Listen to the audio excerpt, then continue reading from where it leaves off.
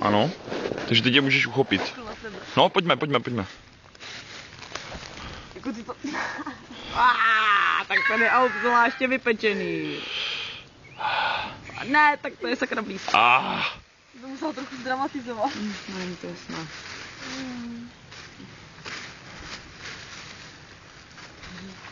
Ještě třetice. Jo, teď to fakt smrdí. Kruté kopřivy. To tak kruté, jako máme v Brně. Tady ještě. A ještě tady, no.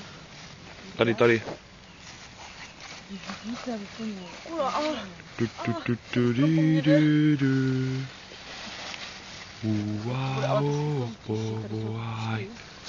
Rostlinné aplikace. Wow, tam je to stěžení. Na bodního. Na bodního rovnákem.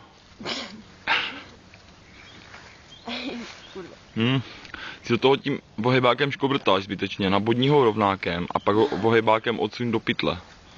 Já vím, že pořád radím, Havran mi za to nadával. Bezva.